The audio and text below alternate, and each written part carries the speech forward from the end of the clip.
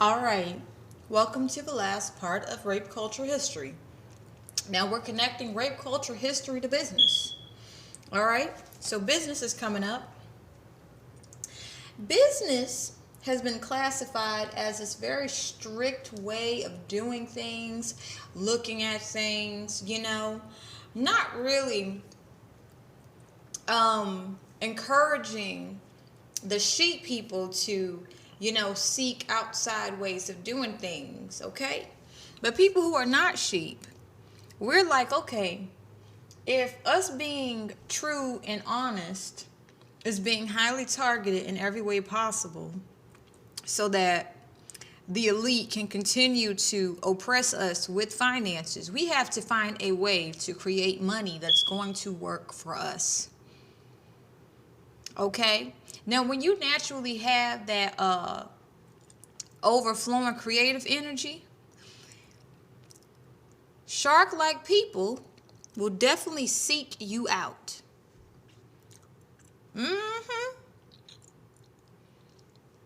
Think about it. As many creative endeavors that we have deep inside, buried within our soul, there should be a whole bunch of ways of doing business without these quote-unquote contracts.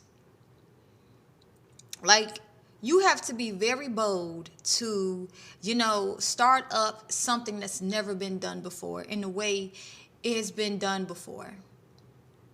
Maybe you're taking something old and you're making it new and revamping it, and a lot of people are scared. It's time to tune out the sheep-like people. Because there's so many different energies trying to hit you at once, and you have to maintain that balance and keep your vision pure. So the sheep-like people gonna be like, no, I'm scared. Yo, I'm scared. You got to persist on. The individuals that can see that you are, quote-unquote, a meal ticket of ideas, they want to exploit you because they want to have power over others. So, when you take into consideration that your romantic style from childhood will be shaped to meet the demands of someone who's sick and twisted, this negatively impacts your love life. But when you become aware of it, and you say, fuck that, I'm about to change things up, you start to become aware of how this is a psychology-driven world. There really are no rules. It's really a lot of people playing motherfucking chess with each other. And one of the biggest chess games is the art of relationships. So I remember I saw a show where there was a woman who was having men become escorts. Now, one would say woman power. She took her power back, and instead of being a hoe, she pimped out somebody. But the fact that anyone is willing to pimp anybody out, that is a issue. So we have discussed a lot of negativity. Let's understand what is after experiencing, materialistic poverty, struggle, romances. We've discussed what it's like to experience or be just simply approached. I didn't actually go into what it's like to experience a materialistically rich romance with a spiritually impoverished romance. Actually, let's get some cards on that, because that's important to know. Some people may be like, well, I'm getting pursued so much to the point he can't be that bad. He speaks my spiritual language. What actually is part? We have Son of Disc in reverse, supported by the Three of Swords. Let's read from the book.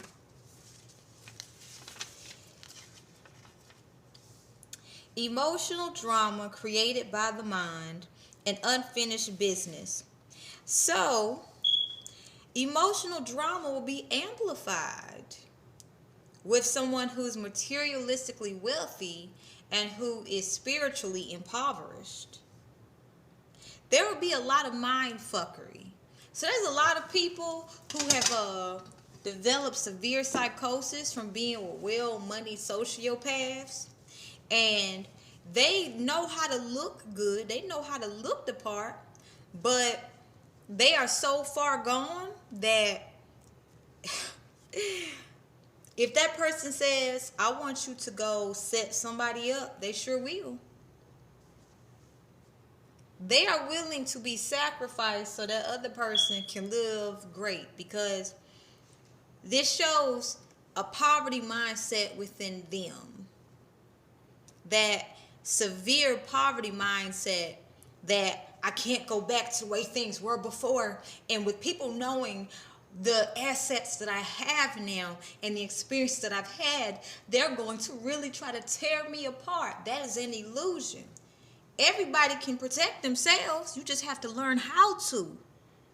And then with unfinished business, these people are going to create deeper trauma bonds in you than you can even imagine. Can you imagine the level of sadism with a materially wealthy individual who is spiritually impoverished? These are going to be deeper trauma bonds to have to break out of. And there are people who have done it. And their stories are sweeping the fucking nation. You have to really, truly think about. For someone to be strong enough to break out of a highly sadistic relationship with a public figure who used their financial resources to traumatize them and torture them, you have to be strong as hell to do that. Okay? Now we got Son of Disc in reverse. Upright is focus, determination, hypnotism, lightness, and penetration. But this is in reverse. So this is saying there's going to be a lot of efforts of abuse and a lot of mental manipulation in these relationships to keep one from leaving. That's why there's going to be a lot of trauma bonds. You know, you might experience being wined and dined for 2 straight months. So when you least expect it, after that 2 months, bam. Oh shit, I didn't know you would do that. See, the more spiritually bankrupt someone is, the more sadistic and sadist that they are. Okay? So this is something you need to be mindful of. There's a lot of people that's going through hell, and they are with spouses who say, take that movie role, get that look, do this.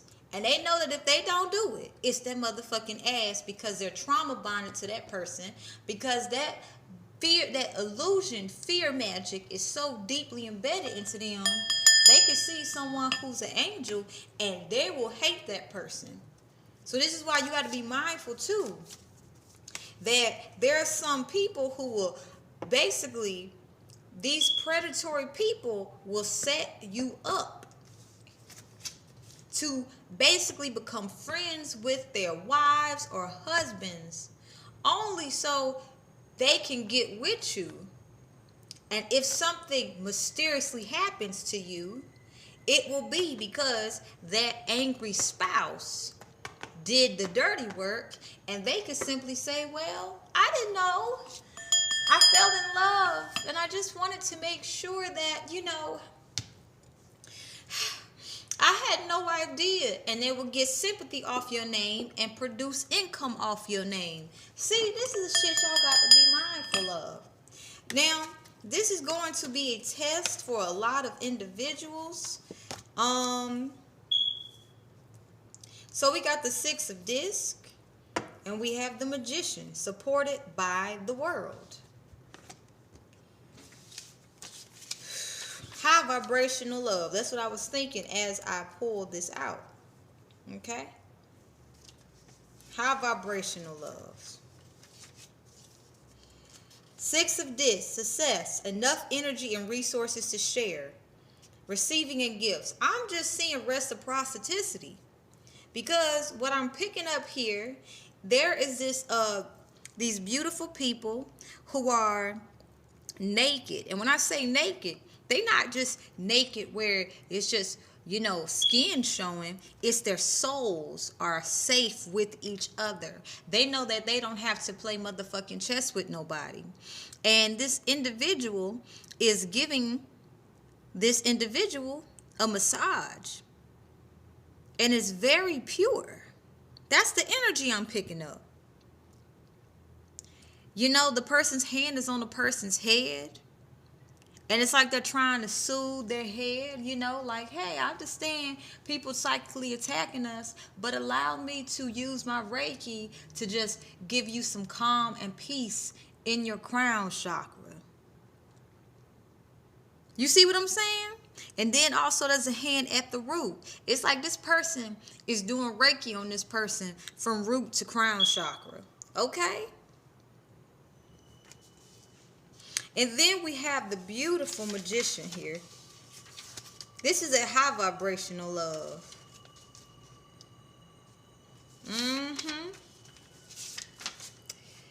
Like a sun, the magician is fiery and light. The active male archetype, the ego in action, swift movement and organization. She starts projects, builds things, and creates through the fire of will. Remember, we discussed in part 2, I believe, or it was either 3, where you could be with someone who strung you along, like, babe, I'm getting this degree, I'm doing this, I got so many obstacles. High vibrational love is like, obstacle or no fucking obstacle, I'm going to get what's mine. Obstacle or no obstacle, you better get what's yours. Obstacle or no obstacle, put up or shut up. Obstacle or no obstacle, if you ain't on my vibration, then you can't be part of my nation. This is that kind of love where insecure people will manipulate a high vibrational person to keep them around because they know it is easy as hell for them to get motherfucking booted. Okay? All right. Now we're going to go to the world because this is high vibrational love. And there's not much information Spirit is giving me about this one in particular because this is for very few people to experience.